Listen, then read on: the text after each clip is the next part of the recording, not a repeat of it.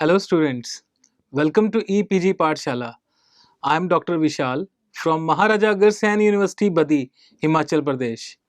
Today we are going to discuss about the module Foreign Trade Export Procedure under the paper International Business Operations. Students, after completing this module, you will be able to understand the meaning and concept of exporting in foreign trade, understand the benefits of exports, and know about the export procedure in the context of foreign trade. Students, foreign trade refers to the trade between two or more countries. It is the exchange of goods or services between the citizens of different countries. A trade between India and USA or UK will be termed as foreign trade or international trade. Foreign trade can be divided into three categories. Number one, export trade. When goods are sold to the foreign countries, it is called as export trade. Number two, import trade. When goods are purchased from other countries, it is known as import trade. And the third one is interport trade. When goods are purchased from a foreign country and are sold to some other country, it is called as interport trade. Thus, exporting is the act of transferring goods or services which are produced in one country and selling or trading them to another country. The term export originates from the Latin word that is ex and potere, which means to carry out. On the other hand, the counterpart to exporting is importing, which is the acquisition of goods or services from another country and selling them within the country. Countries may be in favorable position to export for several reasons. A country may export goods if it has access to natural resources that others lack, and sometimes they are also able to manufacture goods at a relatively lower cost than other countries due to cheap labor cost, government subsidies, low inflation rate in the country, etc. Export is a national priority for every nation, be it a developed, developing, or an underdeveloped economy. Export is not only an engine of economic growth and development but also generates large employment opportunities, thereby raising the standard of living of the people of an economy. It is in this context that the government of every nation provides for various export promotion schemes and incentives to encourage and motivate the business community in general and export community in particular for enhancing its export effort. In consonance of its objective to increase its share of global merchandise exports, the Government of India is providing from time to time a stimulus through various export promotion schemes and incentives to the exporters. Export procedures. Export of goods passes through the following stages. It starts from inquiry, sending quotations, receipt of order, obtaining letter of credit, obtaining export license, fulfillment of foreign regulations, fixing exchange rate, packing and marking, shipping order, custom formalities, payment of dock dues, loading of goods, bill of lading, insurance, certificate of origin, preparing invoice, and payment. Inquiry. The first step in export trade relates to the inquiry received from the importer. The foreign buyer or his agent may ask for a variety of information relating to goods such as price, quality, terms and conditions, delivery, mode of payments, etc. Thus, inquiry from the buyer is actually a request for information relating to goods which the importer wants from the exporter. Sending quotation. In reply to an inquiry, the seller sends a quotation mentioning all the information asked for in the inquiry, such as price, quality, terms, and conditions, etc. The seller may give additional information such as concessions or discounts being offered to fetch the order from the prospective importer. The quotation should be sent immediately and it should be in clear and unambiguous language. For example, email can be done on the same day to the buyer. Receipt of order or indent. The order received from the importer is called as indent. The order may be received either directly from the importer or through some indent house, which are specialized middlemen who get commission for providing this service. Indent is prepared in triplicate all the details such as price, quality, quantity, terms of payment, packing, etc. should be clearly mentioned in the indent. An indent is of two types: open indent and closed indent. Open indent, as the name indicates, the importer does not give specific instructions and a free hand is given to the exporter, that is seller, to send the best possible goods using his own skill, talent, prudence and discretion. On the other hand, closed indent, the importer mention all the details of goods and exporter cannot use his discretion to select goods for the buyer. Obtaining letter of credit.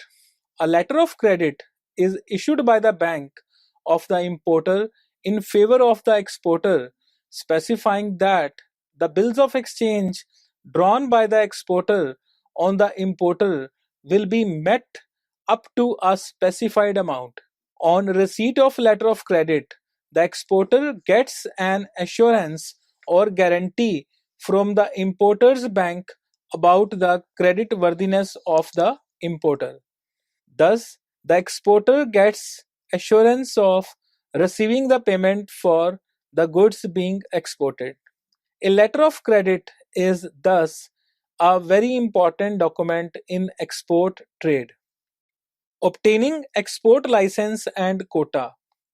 In order to export goods to a foreign country, every exporter has to get a license under the Import and Export Control Act 1947. Quota permit is also required if goods being exported are in short supply in our own country. The established exporters get quota on the basis of exports handled by them. The new exporters have to get license from Joint Chief Controller of Imports and Exports. For the purpose of exports, goods are divided into three categories: free goods, no license is required for these goods; open journalist, such goods can be freely exported during a specific period; controlled goods, License is needed for exporting these goods. Fulfillment of foreign exchange regulations. Every exporter is required to give a declaration that the foreign exchange received from the export of goods will be surrendered to the Reserve Bank of India within the prescribed time limit.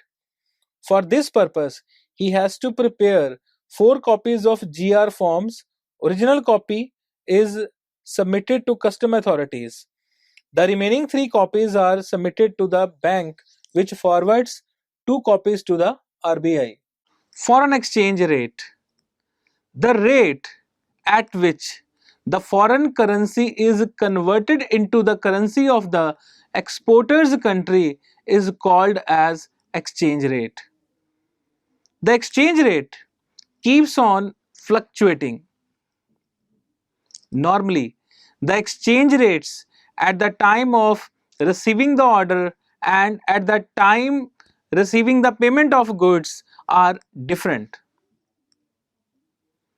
It is therefore necessary that exchange rate is settled in advance. Packing and marking. The goods being exported must be properly packed as the distance involved is very long. Goods must be packed as per the specifications given by the importer in the indent.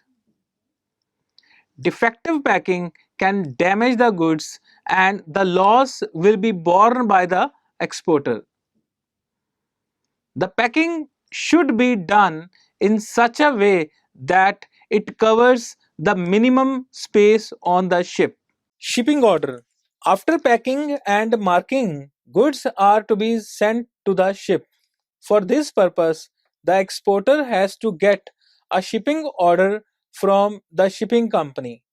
A contract of affreightment is signed and the shipping company issues a shipping order which gives an order to the captain of the ship to receive the goods. This work can also be done through the freight brokers who charge commission for hiring a space in the ship. If the entire ship or substantial part is hired, it is called a charter party agreement. Shipping order may be either a ready shipping order or forward shipping order if the name of the ship and the date of departure of the ship is mentioned in the shipping order. It is called as ready shipping order. In case of forwarding shipping order, only the date of departure of the ship is mentioned. The exporter is under obligation to pay for freight even if the goods are not exported. Alter this agreement is entered into. This freight is called as dead freight. Compliance with custom formalities. Certain custom formalities have to be completed before exporting the goods. Different forms have to be used for free goods, dutiable goods, and coastal goods. 3 copies of forms are filled out, of which 2 are returned to the exporter by the custom authorities. After completion of these formalities, the exporter gets custom export pass, payment of dock dues. These goods are then taken to the dock where dock dues are paid. The exporter is then given a dock receipt. The goods are then taken to the ship and handed over to the captain of the ship along with the shipping order. If the packing of the goods is satisfactory, the receipt issued by the mate is known as mate clean receipt. If packing is unsatisfactory, the mate puts his remarks on the receipt and such a receipt is called as dirty or foul mate's receipt. Loading of goods. Goods are loaded into the ship by the dock officials. Before that, goods are checked by custom officials to ensure that only those goods are being sent which are mentioned in the shipping bill. Banned goods cannot be loaded on the ship. Bill of lading. Bill of lading is the official receipt issued by the shipping company. It is just like railway receipt issued by the railway company when goods are sent by rail. Bill of lading is sent to the importer in advance and delivery of the goods can be taken from the shipping company at the port of destination only on showing the bill of lading. It is in fact a document of title to the goods. A bill of lading is generally prepared in 5 copies and contain the particulars like name of the exporter, importer, details of goods, number of packages, marking on packages, place of loading, destination, name of the ship, freight and date, etc. The following procedure is followed for getting bill of lading. Number 1. Exporter or his agent prepares 5 copies of bill of lading and submits to the shipping company along with the MAT's receipt or the doc's receipt. Number 2. The company then prepares a freight note and the agent of the exporter pays the freight and a freight receipt is issued. If freight is to be paid by the importer, the bill of lading contains the remarks as freight forward. 4 copies of the bill of lading are then given to the agent. If the bill of lading does not contain any adverse or negative remarks, it is called as clean bill of lading. Sometimes adverse remarks are written on the bill of lading such as defective packing, etc. In such a case, the bill of lading is said to be a foul or dirty. A copy of the bill of lading is sent to the captain of the ship. The exporter then sends 3 copies of the bill of lading and other documents to the importer so that he can get the delivery of the goods by showing these documents to the captain of the ship. 3 copies are sent by different mails so that the importer receives at least 1 copy well in time. Insurance. Marine insurance of the goods is affected to cover up the risk involved in the transit due to perils of sea. Marine insurance policy is taken by the exporter and sent to importer along with the other documents such as bill of lading, etc. Certificate of origin. It is a document which mentions that the goods were produced in the country mentioned therein.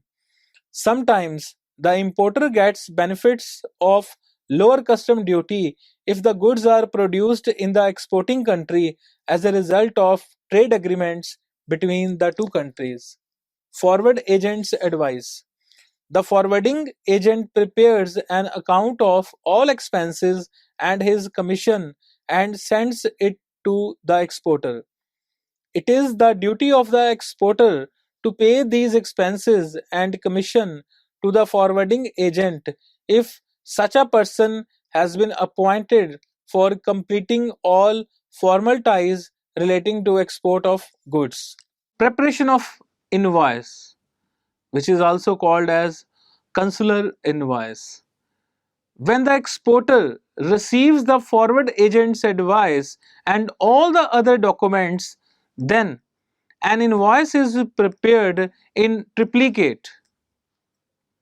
The invoice contains the details such as indent number, date, and port of shipment, port of destination, details of goods, quantity, quality, price, packing, marking, and expenses incurred, insurance charges, freight paid, etc.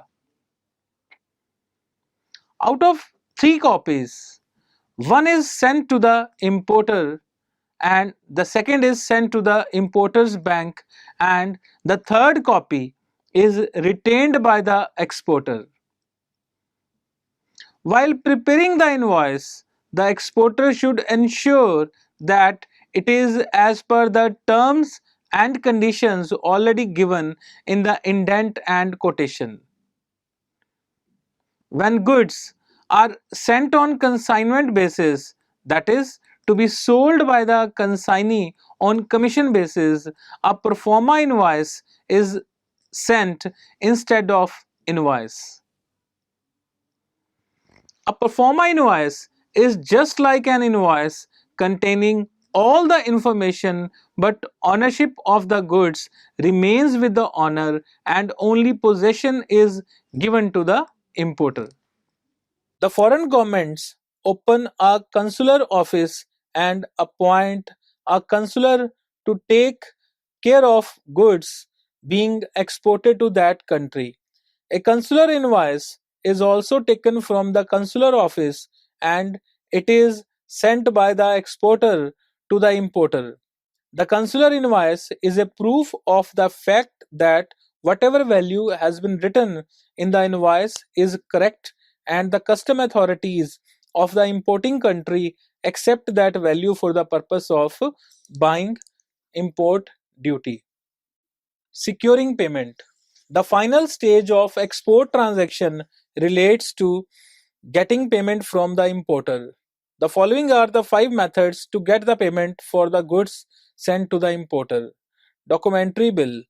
A bill of exchange is drawn by the exporter on the importer and is sent along with the other documents to the bank for the importer. Since the bill is sent along with the documents, it is called the documentary bill. The documentary bill is of two types: document against payment and number 2, documents against acceptance.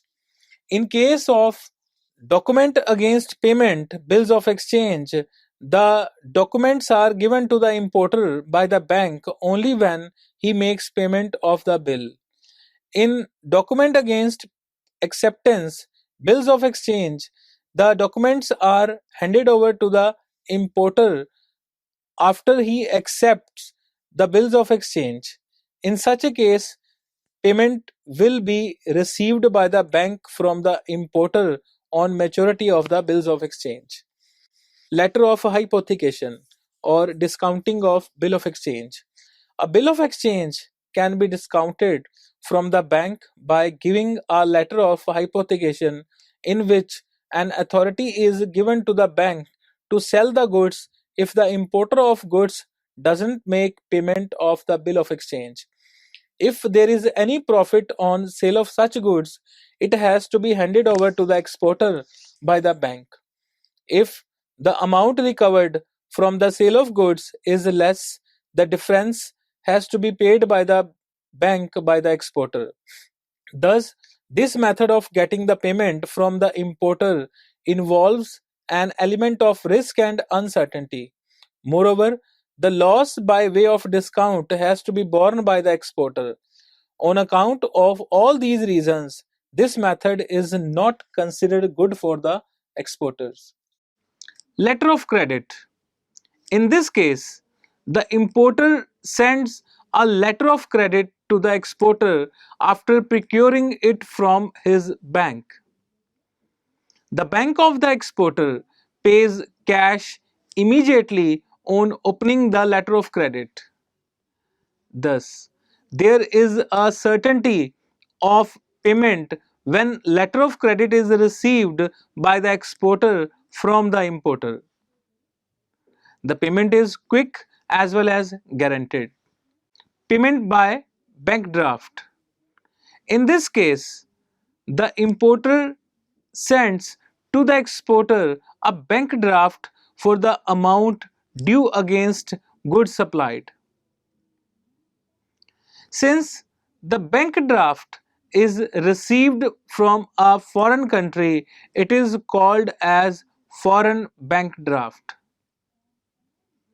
This method of receiving payment is best suited to the exporters. However, the foreign exchange received from the importer must be surrendered to the Reserve Bank of India within the prescribed time limit. Telegraphic transfer. In the modern changing business scenario, new methods of transfer of funds are being followed. These methods are speedy and quick, and money gets transferred from the bank of the importer to the bank of the exporter within no time. Telegram, cable, telex, internet, etc. are being used for remitting money from one country to another. In this case, the exporter receives immediate payment and that too in his own currency. Thus, there is no loss on account of interest, discount, etc., which we find in other methods of payment. So, students, let's summarize what we have learned in this module. In this module, we have learned that about the meaning and concept of foreign trade, exporting, export procedure. As we have discussed, foreign trade refers to the trade between two or more countries. It is the exchange of goods or services between the citizens of different countries. Exporting is the act of transferring goods or services which are produced in one country and selling or trading them to another country. A country may export goods if it has access to natural resources that others lack, and sometimes they are also able to manufacture goods at relatively lower cost than other countries due to cheaper labor cost, government subsidies, low inflation rate, etc. in the country. Export is not only an engine of economic growth and development but also generate large employment opportunities, thereby raising the standard of living of the people of an economy. The government of India is providing from time to time a stimulus through various export promotion schemes and incentives to their exporters. Export of goods passes through many stages. It starts from the inquiry from the importer, sending him quotation, receipt of indent, obtaining letter of credit, obtaining export license, and so on till the payment of order through documentary bill, letter of credit, or demand draft, etc. Thank you very much.